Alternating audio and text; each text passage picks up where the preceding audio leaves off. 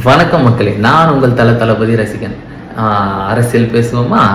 அதாவது நம்ம வந்து ஒரு அரசியல்னா என்ன, அரசியல்வாதினா எப்படி, ஒரு அவங்களுடைய பொறுப்புகள் என்ன அப்படின்னு பார்த்தீங்கன்னா, மக்களுக்கு சேவை செய்கிறது. ஓகேவா? மக்களுக்கு எப்படி வந்துட்டு சேவை செய்யணும் அப்படின்னு பார்த்தீங்கன்னா, இப்போ வந்துட்டு எலெக்ஷன் டைம். ஓகேங்களா? எல்லாம் வீடாக வந்திருப்பாங்க, தெருவாக வந்திருப்பாங்க, வீட்டுக்குள்ளே வந்திருப்பாங்க, மோர் வாங்கி குடிச்சிருப்பாங்க, தண்ணி குடிச்சிருப்பாங்க, டீ போட்டிருப்பாங்க, கறி வெட்டி கொடுத்துருப்பாங்க, மீன் வெட்டி கொடுத்துருப்பாங்க, இளநீர் வெட்டியிருப்பாங்க. நிறைய விஷயங்கள் வந்துட்டு பண்ணுவாங்க இப்போது, அதாவது எலெக்ஷனுக்கு ஒரு மாதம் முன்னாடி. ஆனால் எலெக்ஷனுக்கு அப்புறம் மக்களை வந்து எப்படி போயிட்டு மக்களை வந்து ஒரு ஒரு ஒரு ஒரு புரட்டா கூட யோசிக்க மாட்டாங்க. புரியுதுங்களா? அதை கண்டுக்கவும் மாட்டாங்க. அந்த விதவை மாற்றணும்னா இது வந்து ஒரு சிஸ்டம். இது ஆக்சுவலாக நான் வந்துட்டு இதை வந்து ஒரு 3 years பேக் வந்து இதுக்கு முன்னாடி நான் வந்து இருந்த நம்ம ஆப்போனண்ட் கட்சி கூட நான் வந்து மாவட்ட பொறுப்பில் நான் ஆக்சுவலாக இருந்தேன். அவங்களுக்கு வந்து நான் இதை வந்து சொன்னேன், மக்கள்கிட்ட வந்து மக்களுக்கு எப்படி சேவை செய்கிறது ஈஸியாக வந்துட்டு யாருமே நம்மளை எலெக்ஷனுக்கு அப்புறம் கண்டுக்க மாட்டாங்க.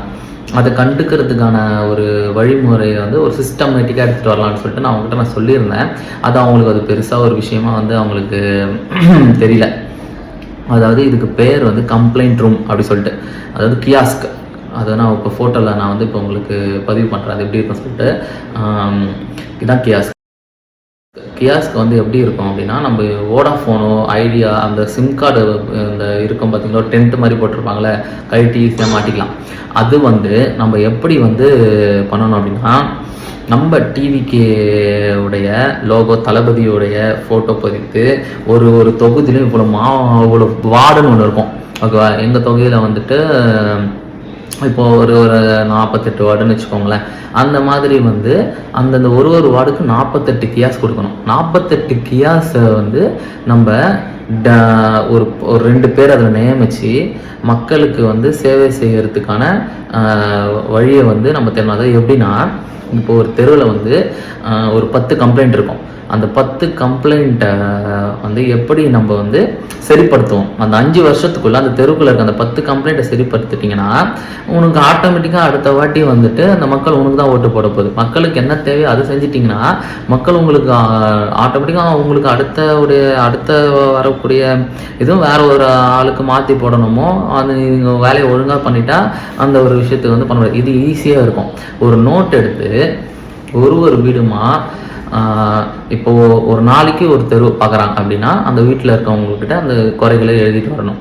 நம்ம அந்த 5 வருஷத்துக்குள்ளே அந்த குறைகளை அடிச்சுட்டே வரணும். ஒரு வேலையாக முடிச்சுட்டே வந்து இத்தனை குறைகள் நம்ம கிளியர் பண்ணிக்கணும், அவங்கள நம்ம காட்டலாம். ஓகேங்களா? அது காட்டணும், அவங்களுக்கும் அவங்களோட குறைகளுக்கு தீர்த்த மாதிரி இருக்கும், அவங்களும் வந்து சந்தோஷப்படுவாங்க. இதுதான் மக்கள் சேவை. அதை தாண்டி காவாதத்தில் அடைப்பு இருக்குன்னா, ஒன்று சம்மந்தப்பட்ட கவுன்சிலர்ஸே நான் வந்து காவா இறங்கி க்ளீன் பண்ணுறப்பெல்லாம் பார்த்துருக்கேன். ஒரு 15 வருஷத்துக்கு முன்னாடிலாம் கேள்விப்பட்டிருக்கேன், இந்த மாதிரி அவர் பண்ணுவார், அந்த மக்கள் வந்து அவர் விட்டு கொடுக்க மாட்டாங்க, எப்பவுமே அவர் தான் ஜெயிப்பார். அந்த மாதிரி நம்மளால் முடியாட்டி கூட இப்போ வந்துட்டு அதுக்கு சார்ந்த வேலைகளை எப்படி சீக்கிரமாக செயல்படுத்தணுமோ அதை பண்ணணும். அதை பண்ணுறதுக்கு அவங்க 2 பேர். இதை கவர்மெண்ட் ஜாபாக கூட ஆட்சி வந்துச்சுன்னா டிவிகேல நம்மளுக்கு வந்து தளபதி அவங்களுக்கு கவர்மெண்ட் ஜாப் மாதிரி பண்ணி அவங்களுக்கு வந்து சேலரி மாதிரி கூட போட்டு கொடுக்கலாம். ஏன்னா அவங்க வந்து வருஷக்கணக்காக உழைக்க போகிறாங்க. அவங்க ஒரு 2 தெருவுக்கு 1 கேஸ் போடணும். அடுத்த இதுக்கு வந்து 4 வந்து அடுத்த தெரு, இல்லை வாரத்தில் 3 நாள் அந்த கேஸ் போடலாம். புரியுதுங்களா? மக்களோட குறைய ஈஸியாக, நீ அங்கே ஒரு பிரச்சனை நடக்குதா, அவங்க உடனே உங்ககிட்ட வந்து நேரடியாக உங்களுக்கு கால் கடுக்க நிற்க வேணாம். அவங்க அந்த கேஸில் வந்து ஒரு கம்ப்ளைண்ட், அந்த கம்ப்ளைண்ட் நம்ம எழுதி வச்சு தலைமைக்கு நம்ம வந்து மேலே இருக்கிறவங்க எம்எல்ஏக்கு மேலே இருக்கிற மினிஸ்டர்ஸோ அவங்களுக்கு வந்து சரியாக போய் சேரக்கூடிய ஈஸியான ஒரு ஒர்க்காக இது இருக்கும். இது வந்து கம்ப்ளைண்ட் ரூம் சொல்லிட்டு நான் ஒரு விஷயத்தை நான் வந்து ஒரு 3 வருஷத்துக்கு முன்னாடி பிளான் பண்ணி வச்சுருந்தது.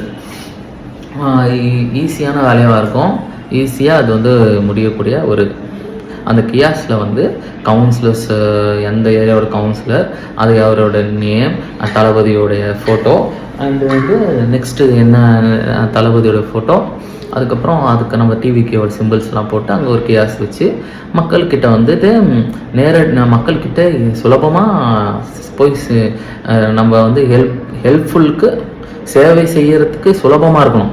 மற்ற எதுக்கும் வந்துட்டு நம்ம வந்து இதுவாக இருக்கக்கூடாது. சேவை செய்யறதுக்கு சுலபமாக இருக்கக்கூடிய வழி இது. இதை வந்து செயல்படுத்தினா நல்லாயிருக்கும். நிறைய பேர்கிட்ட நான் வந்து சொல்லியிருக்கேன், பண்ணலாம், ட்ரை பண்ணலாம் சொல்லியிருக்காங்க. பார்ப்போம். தேங்க்யூ.